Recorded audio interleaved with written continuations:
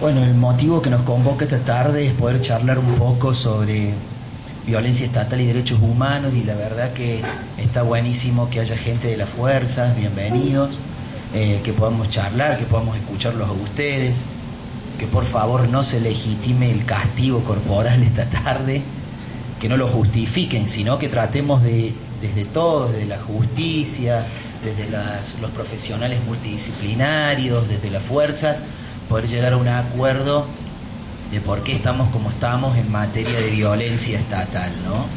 Que es lo principal, y hoy en día lo vemos y bastante seguido.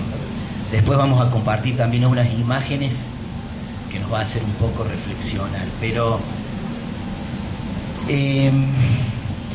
lo fundamental es empezar hablando de qué son los derechos humanos. En realidad mucho se ha dicho de ellos, simplemente esos atributos que tienen las personas que son indelegables, inviolables.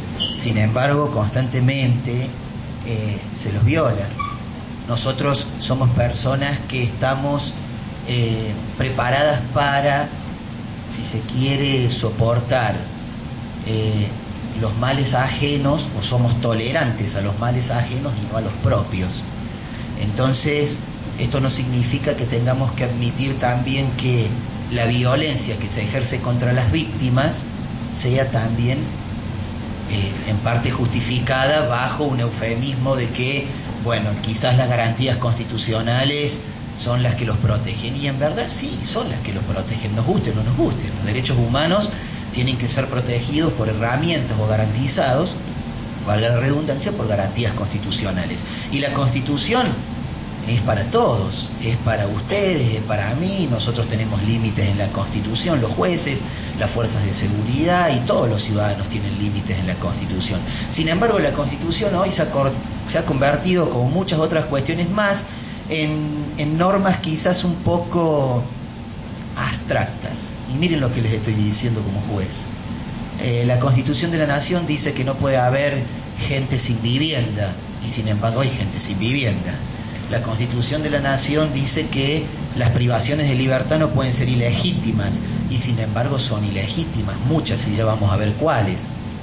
La Constitución de la Nación Argentina dice que las cárceles de la Nación serán sanas y limpias para seguridad y no para castigo. Sin embargo, hoy no son ni sanas, tampoco son limpias, tampoco son para seguridad, y sí son para castigo. Entonces, algo nos llevó a esto, algo nos hace ruido, algo ocurrió, ¿sí? Después vamos a escuchar, obviamente, la campana de la gente de la cárcel, que seguramente me dirá que son sanas y limpias, y bueno, y estaría bueno que los escuchemos por qué. Pero creo que en la cárcel están los presos de ambos lados de la reja.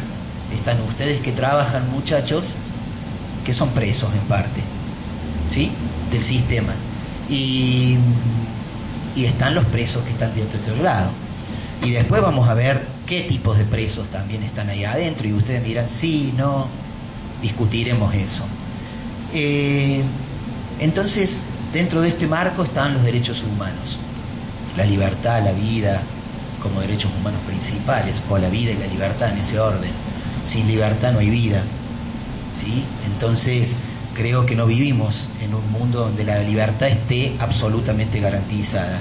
Y creo que en parte por muchas cuestiones, especialmente hoy creo por los medios de comunicación, y ya vamos a ver por qué también. Pero vivimos en un mundo de violencia, y sí, constantemente. Pero cuando hablamos de violencia, parece que todo lo reducimos a la violencia física. Cuando hablamos de violencia, todo parece que nuestra cabeza se va ahí, a la violencia física. Y en realidad no es. La violencia física es solo una modalidad de violencia, una especie, ¿no es cierto?, del género violencia. Yo creo que una de las peores violencias que hay, de las que no se habla, es de la violencia estructural, ¿sí? La violencia anónima, que se la suele decir, o como aquel primer autor que utilizó, digamos, el concepto de violencia estructural, que fue Johan Galtung, ¿no?, un escritor noruego, un estudioso noruego, sobre todo de los conflictos armados, utilizó el término violencia estructural. Y dentro de la violencia estructural, la violencia anónima, que es aquella que produce sus efectos con el tiempo, tenemos la pobreza. Hoy, quizás, mínimamente uno, de los motores que puede llevar a cometer delitos. Aquí adelante hay lugar, los que quieren ir pasando, ¿no? Hay lugar. La violencia estructural es, sin lugar a dudas, el gran problema hoy. Y es la motivada quizás por los poderes políticos, ¿sí? Los poderes políticos se han visto absolutamente ineficaces para combatir la violencia estructural. Eso es lo que ha pasado, en parte. Esta violencia que afecta a las personas y que va produciendo sus efectos con el tiempo. Miremos de esta manera. Un niño hoy comete un delito, un adolescente comete un delito, ¿sí? Quizás entra al sistema penal, es tocado por primera vez por el sistema penal. En alguna oportunidad he dicho también en otras charlas que el sistema penal es como la historia del rey Midas. El rey Midas, todo lo que tocaba se convertía en oro, todo lo que toca el sistema penal se convierte en delitos y en delincuentes en parte, y muchas veces sin serlo, por causas menores, pero después empieza a caer en otras circunstancias. Y quizás la violencia, el maltrato recibido por el sistema penal, porque no debemos olvidar que al hablar de sistema penal o de derecho penal estamos hablando de la faz violenta, coactiva del Estado, la herramienta que el Estado tiene para hacer valer efectivamente las obligaciones y para hacer cumplir penas o condenas, y muchas veces penas anticipadas sin condenas, ¿sí? Efectivamente el derecho penal es eso, es aplicar en una parte dolor, y ese dolor se traduce en un establecimiento carcelario. Es eso. Si una persona que comete un delito tiene merecido una pena, sin lugar a dudas que sí. Nadie está discutiendo que no, sino que estamos viendo de qué manera estamos abordando y si el sistema violento en realidad se torna más violento al aplicarle a esa persona un maltrato que muchas veces el sistema se torna ineficaz. Hoy combatimos con la cárcel la pobreza. No por casualidad, y les puedo asegurar que en muchas cárceles que he visitado, la mayoría de la población carcelaria pertenece a los sectores más pobres y vulnerables de la sociedad. Son ellos los que finalmente caen o son captados por el sistema penal. Y cuando hablo de sistema penal hablo de todos, hablo no solamente de policía, no solamente de la justicia, hablo de policía, justicia penal, ¿sí? Hablo del sistema penitenciario, que lamentablemente en Latinoamérica y en la República Argentina es una situación paupérrima en muchas cuestiones. Entonces, tenemos los derechos humanos por un lado, ¿sí? Que no los estamos garantizando. ¿Por qué no lo estamos garantizando? Porque hay un sector, al menos de la población, que las teorías modernas criminológicas han hablado de excluidos o marginados, pero que en realidad son los pobres, ¿sí? En ese orden, y que la Argentina, como una gran compulsiva de firmar todo tratado de derechos humanos que se le pone al frente para quedar bien con todo el mundo, pero resulta que después no tiene estructura para sostenerlo, es lo que tenemos por otro lado. Imagínense, el Estado es garante de los derechos humanos, porque no por casualidad muchos tratados internacionales dicen los Estados partes deben garantizar, los Estados partes asegura el derecho a tal, el Estado parte, pero nosotros que somos parte no garantizamos mucho. Les puedo asegurar que no garantizamos casi nada, ¿sí? Entonces tenemos la Constitución Nacional y los tratados internacionales de derechos humanos. La República Argentina ratificó la Convención Americana de Derechos Humanos o Pacto de San José de Costa Rica y el Pacto Internacional de Derechos Civiles y Políticos en los años 80. O sea, desde ese entonces los derechos humanos, se habla de derechos humanos obviamente desde la Carta de Juan Sin Tierra en aquel entonces, ¿no? Pero que digamos que es principal, digamos, carta magna, o la primera carta que se puede decir magna o ley suprema, que en su momento se puede haber adaptado a las constituciones modernas, pero que en su momento sirvió para poner límites al monarca, al rey, que era todo. Bueno, hoy en la actualidad hay muchos que se creen que son reyes y monarcas y que creen que son dueños de todo, pero no es así. Hay límites en la Constitución. Y muchos somos los jueces, fíjense en ustedes. Los jueces, en parte, hemos aprendido a bicicletear un poco la Constitución Nacional. Y ya vamos a ver en qué sentido también. Entonces, los tratados internacionales elevan a rango constitucional, se incorporan a la Constitución Nacional con la reforma del 94, pero ya existían, ya teníamos la Declaración Universal de los Derechos Humanos aquí también, ¿sí? Ya existían. Entonces, desde allí se habla de la libertad y de los derechos básicos de las personas. Y aparece sin lugar a dudas con toda una serie o una amplia gama de normas, tanto nacionales o internacionales, que muchos de los juristas hoy hablamos del bloque de constitucionalidad y del bloque de convencionalidad, aparecen en la práctica unas cuestiones que creo que las leyes van por un lado y las prácticas van por el otro. Las leyes son bonitas, son muy lindas, pero poco se garantiza en la práctica y poco se las puede sostener en la práctica. ¿Por qué? Porque hoy en día yo les puedo preguntar a los muchachos de la fuerza, en alguna circunstancia, ¿qué pasa otra circunstancia? Y mire, doctor, no tenemos móvil. No pudimos hacer esto porque no teníamos. Y es cierto. O tal vez en la cárcel le diga, bueno, está bien, la cárcel es para reinserción, para reintegración de las personas. ¿Qué lugar los que vayan viniendo, sí? Es para todo ello, tiene que haber trabajo, tiene que haber... Pero no hay trabajo. Entonces, ¿cómo está funcionando el sistema? No funciona. Y si no funciona, después tenemos a la gente que grita, la policía no hace nada, la justicia de las puertas giratorias, que no es tan así. No es tan así.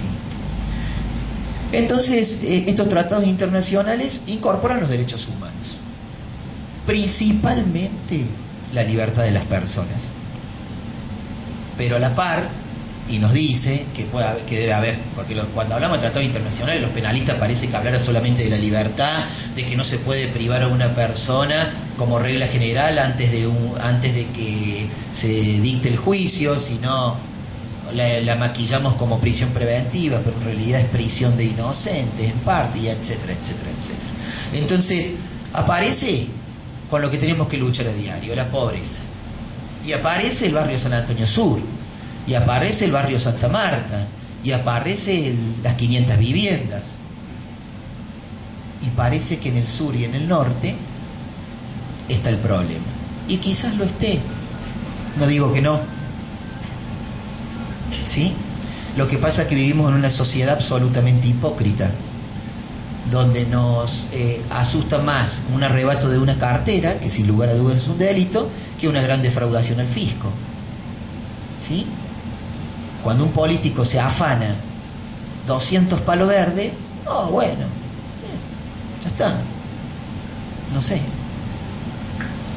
Pero cuando un pibe se afana una cartera, ¿qué hace la policía? ¿Qué hace la justicia? ¿Por qué lo largamos? ¿Qué es lo que tuvo en cuenta? ¿Qué es lo que ocurrió? ¿Qué es lo que pasó desde la multicausalidad? Nadie se pregunta. Porque además, todos los que trabajamos en el sistema, con el perdón si hay algún periodista presente, tenemos que luchar contra los medios de comunicación, que hoy son el gran juicio virtual. ¿Sí?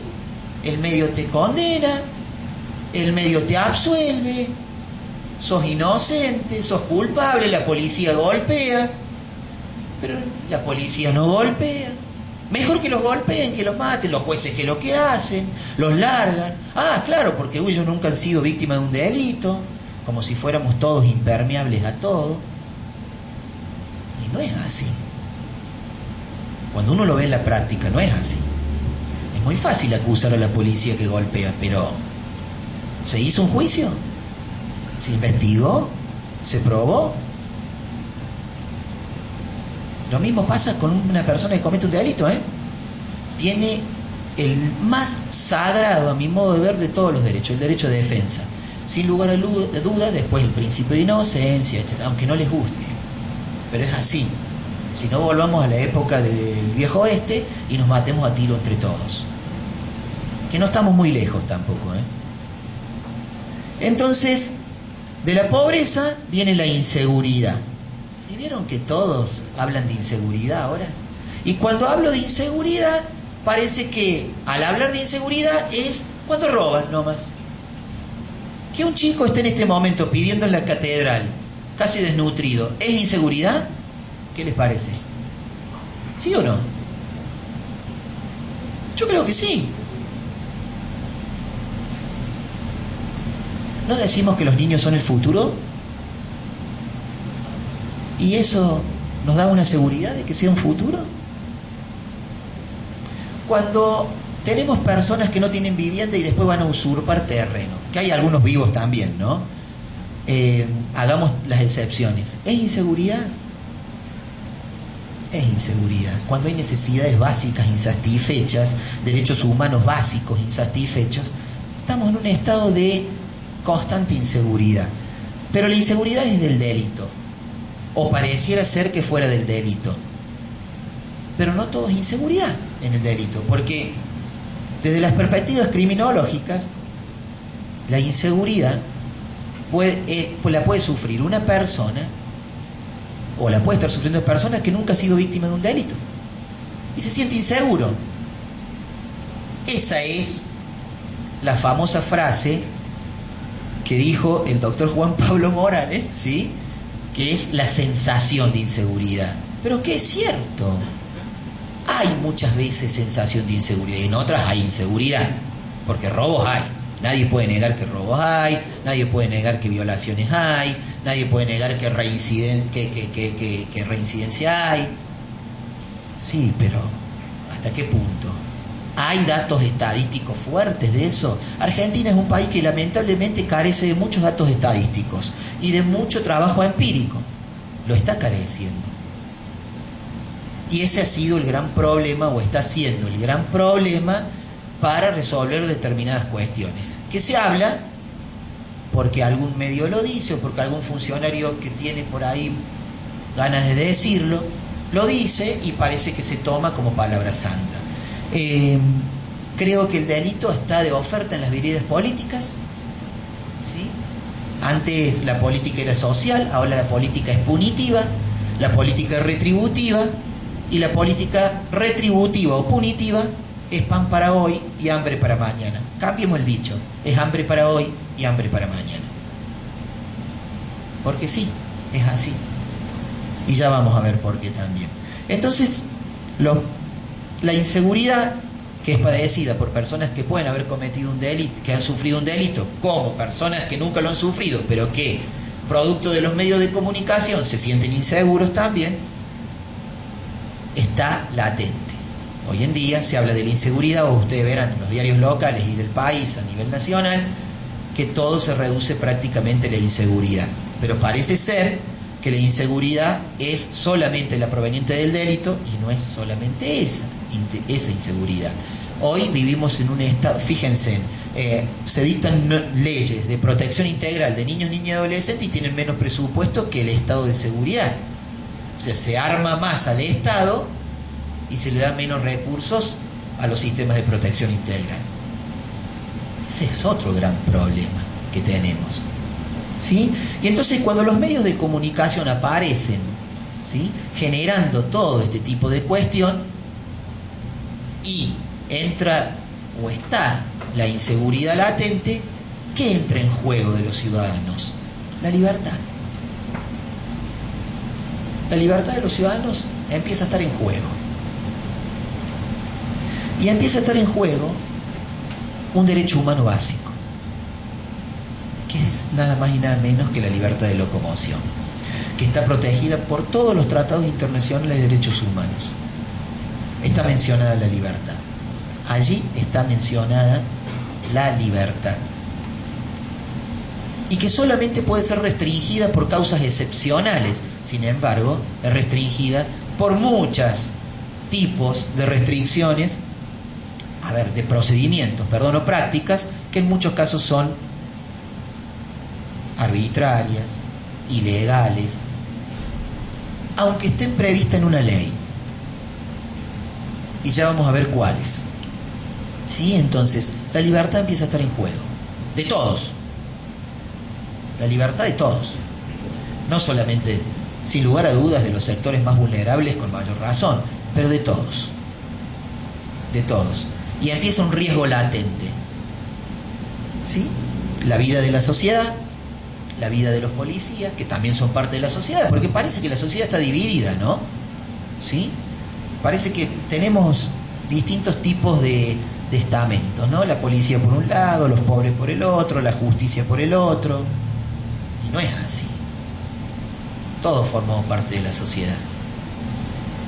Y todos estamos sujetos a las mismas arbitrariedades.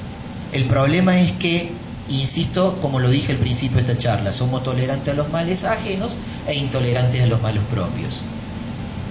Todos renegamos de los derechos humanos y de las garantías constitucionales hasta que nos pasa algo, o hasta que a un hijo nuestro les pasa algo, o hasta que a algún pariente cercano o amado le pasa algo. Y después ya nos empezamos a acordar y a pedir garantías constitucionales. Y ahí vemos que no es solamente para los delincuentes, que a veces se los etiquete delincuentes y que haya un juicio previo. ¿Sí? Esa es otra cuestión a tener en cuenta. Debe necesariamente haber un juicio previo. Y la ley, la Constitución Nacional dice que nadie puede ser privado de su libertad sin juicio previo. Pero sin embargo está la prisión preventiva. Y si para privar de la libertad tiene que haber un juicio, y en ese juicio determinarse una culpabilidad y por ende aplicarse una pena, recién ahí puedo privar de la libertad porque privo antes. Se supone que todos tienen la presunción de inocencia. Sí, después me van a decir, sí, bueno, pero si lo agarramos con la mano en la masa, al tipo subido arriba de la chica. Bueno, sí, habrá casos excepcionales en que obviamente que la privación de la libertad está más que justificada también. Pero ese es otro. Es otra discusión. Entonces la libertad entra en juego. Y cuando entra en juego la libertad, todos piden restricción de la libertad, la policía cumple su función, priva de la libertad, lo pone a disposición de la justicia, y muchas veces la policía se ve frustrada porque la policía a los 10 minutos lo larga. Y aparece en los medios de comunicación la justicia de las puertas giratorias, los jueces garantistas. Pero en realidad el garantismo constitucional, el garantismo en realidad como teoría desarrollada por Luigi Ferrajoli, quien es el padre del garantismo, es otra cosa. No es más, les puedo asegurar que los jueces garantistas son los mínimos hoy en la República Argentina. Que ustedes vean uno o dos casos en el periodismo de que por allí liberan no son los más, son los menos. Son los menos. Abundan los jueces que no respetan en muchos casos la Constitución Nacional. Está bien, algunos lo compartirán, otros no. Veremos qué es lo que pasa. Pero, lamentablemente, la regla general es que hay más gente privada de la libertad. Y ya vamos a ver por qué hay más gente privada de la libertad en este momento. Entonces, las puertas giratorias. Fíjense en ustedes. Nosotros antes de la reforma del 94 teníamos un sistema mixto, ¿sí? Un sistema en donde el juez era el que en parte hacía todo y en realidad partía de la presunción de culpabilidad, en realidad había que probar la inocencia y un montón de cosas más. Y ese sistema mixto, inquisitivo casi, estaría menos privado de la libertad que este sistema actual, el sistema constitucional acusatorio. con un fiscal que acusa, con un defensor que defiende, con un juez imparcial, que no es tan imparcial tampoco, ¿sí? Que está ahí equilibrando la balanza, que en realidad la balanza no está tan equilibrada porque el imputado siempre está para atrás, digamos, ¿no? O sea, la defensa hoy no hay mucha paridad de armas, que es también una exigencia. Entonces, ahí la balanza se empieza a equilibrar porque el Estado tiene todas las armas, ¿sí? Entonces, este sistema constitucional acusatorio tiene mayor cantidad de gente presa que el sistema anterior, que era supuestamente más violatorio de los derechos humanos.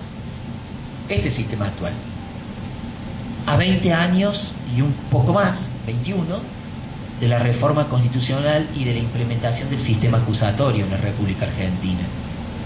Este sistema tiene más encarcelados. Las cárceles están abarrotadas. El mismo sistema que tiene Brasil, que tiene gran cantidad de presos. Pero es el mismo sistema, si se quiere, hipócrita que tenemos todos. Estados Unidos es el campeón mundial en encarcelamiento. Tiene aproximadamente en este momento una tasa de encarcelamiento de 4 millones de personas. Pero ustedes saben que de los 3.800.000 de personas son negros y latinos. Solo el resto puede decirse que son gringos. El sistema penitenciario argentino, el 80% de la población carcelaria son pobres. De ahí hay abusadores que no son tan pobres, homicidas que no son tan pobres, y creo que un 0,00001% puede haber alguien que haya defraudado al fisco. Pero no está. Están sueltos, produciendo violencia estructural, gente más pobre, de la cual el sistema, que además absolutamente selectivo, el sistema penal selectivo y clasista, después se alimenta. Dudo que la violencia se pueda combatir con más violencia. Por eso están los derechos humanos, que costaron sangre, sin lugar a dudas. Entonces, cuando hay mayor inseguridad, se reclama a las fuerzas de seguridad, y las fuerzas de seguridad tienen que actuar, y aparecen los arrestos. ¿Vieron que cuando piden, ¿hay algún jefe acá o no? ¿No?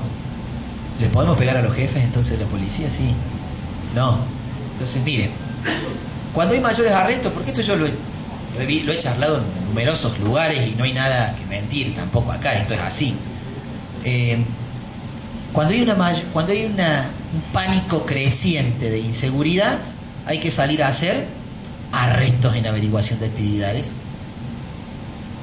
mega operativos policiales, que son racias. Que le digan mega operativo está bárbaro, pero son racias.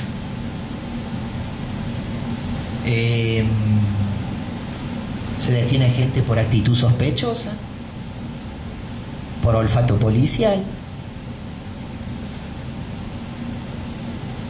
Quizás después yo puedo escucharlos a ustedes y ustedes tengan un argumento que la verdad me convenza. La verdad puede ser, porque por ahí, sin lugar a dudas, quien se ocupa de llevar adelante el sistema de prevención quizás tenga un olfato para determinados tipos de delitos. No, ¿qué es la actitud sospechosa? Ustedes imagínense ¿qué sería, por ejemplo, una actitud sospechosa? Ustedes me ven a mí parado en la esquina, mirando para todos lados, así, ¿sí? Va pasando quizás alguien, quizás soy una persona que no estoy tan bien vestida, ¿sí? Va pasando un móvil policial y dice, bueno, mira, esa es una actitud sospechosa. Arriba, adentro. Y resulta que el tipo, ¿viste? Estaba esperando a la novia, no sé. y que le tenía miedo a la suegra que viniera o el suegro, por eso estaba así mirando para todos lados, por decirles un ejemplo. Esa podría ser una actitud sospechosa. Tal vez no, pero podría serlo, ¿por qué no? ¿Qué pasaría si también yo estoy mirando una vidriera a las 12 de la noche con una gorrita